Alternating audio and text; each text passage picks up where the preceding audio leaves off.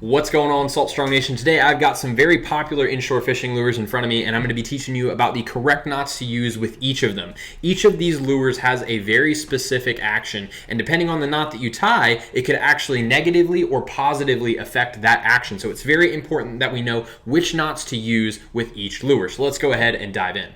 So the two categories of knots that are going to affect the action of your lure are loop knots and snug knots. Loop knots are meant to be used with lures that have a lot of motion, jigging, walking the dog, tons of different stop and go movements, while snug knots are meant to be used with constant retrieve lures. That's essentially the summary. Obviously, there's tons of different variants of both snug knots and loop knots. For example, the cray loop knot, the non-slip loop knot, the perfection loop, and with the snug knots, there's the uni knots, the fisherman's knots, and I could go on and on about all of the different variants, but really the only thing that's going to affect the action is whether it's a snug knot or a loop knot. So keep that in mind as we start talking about some of these lures. So to start off with the Paddletail, this is one of the most popular saltwater fishing lures, so I want to cover it first. And a lot of people make the mistake of using the wrong knot with this. Paddletails can be worked with a constant retrieve, or they can be used in a stop and go motion. There's tons of different ways to work this lure, but the snug knot is not the one you want to use. Yes, you can use a constant retrieve and get a lot of good action out of this lure, but it is also meant and designed to fall. You can see that the tail is going to wobble. It's got a lot of great action on the drop. It's meant to have a loop knot. If you work this with a snug knot and you try to let it do a stop and go action, it's just going to very weirdly move in the water column up and down while keeping the line taut. So you're essentially going to have a lure that's going to be moving vertically instead of a natural motion where its head would go down and then come back up. The loop knot allows for the movement on that lure wherever it's naturally going to move depending on the speed of your retrieve and if you're going to be mixing pauses or stops in. Now next up I have a jerk shad. This is a fantastic lure for shallow water fishing that goes very well with a twitch pause retrieve. Again, not a constant retrieve, so we're going to be using a loop knot with this. It's important to have that loop so it has a free amount of action when you give it those pops in the water so it is able to move freely around. If we had had a snug knot, again, it would be moving vertically in the water column and it just would not look right. So you want to make sure you're using a loop knot with your jerk shads to get the most natural presentation possible. Next up on the list, we've got spinnerbaits. Now, chatterbaits also fall into this category because they have the exact same action. You want to retrieve this with a constant motion. Stopping and going is not a good idea because you're going to disengage the blade and it's going to take away not only from the paddle tail that's attached to the spinnerbait, but the blade itself as well. So you need to make sure that you tie a snug knot to these. Another issue if you were to tie a loop knot would be that your lure would not be able to stay in the proper place because the loop knot would slide all up and down the metal frame. You need the snug knot to stay in one spot to properly engage both the blade and the paddle tail.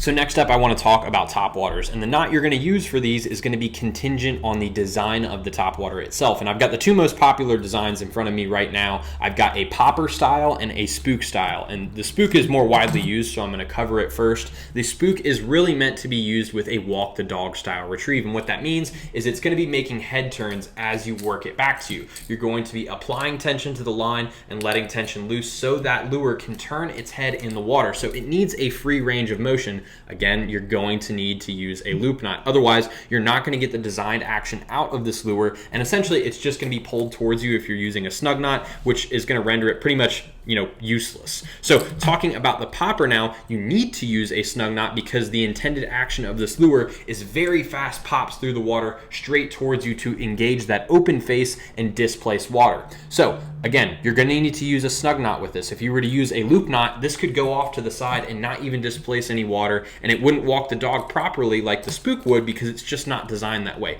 So depending on the style of your topwater, whether it's the popper or the spook, you need to use the correct knot. Now last up is a often overlooked lure for inshore, and that's the twitchbait.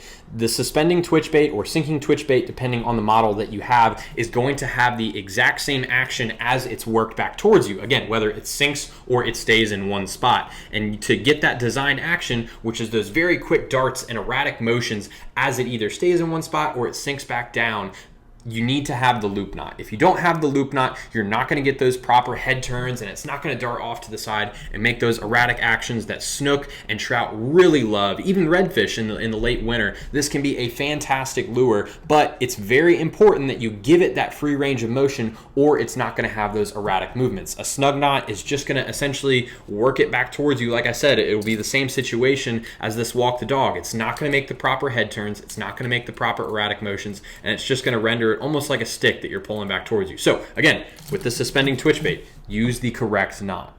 Now, obviously, there are a ton of different lures that I don't have in front of me. I just wanted to select some of the most popular types of lures. This is not in any way endorsing a specific Yozuri or a specific Rapala or Z-Man. It's just the type of lure that I wanted to cover. Paddletails, jerk shads, spook topwaters, popper topwaters, suspending twitch baits, and spinner baits. As I mentioned with all of these, if you want to have the most natural presentation with all of these lures, you need to use the correct knots. And like I said earlier, there's a ton of different variations of both snug knots and loop knots. And if you want to learn more about those variations, we actually have a very comprehensive list that we've compiled ranking each of those different variations in terms of strength and performance. And if you would like to view those knots and their specific rankings, please go to www.saltstrong.com/knots. So guys, thanks again for watching, and until next time, tight lines. There's something about the water that'll give you peace, all by yourself or with your family. Live salt strong and wear the line today.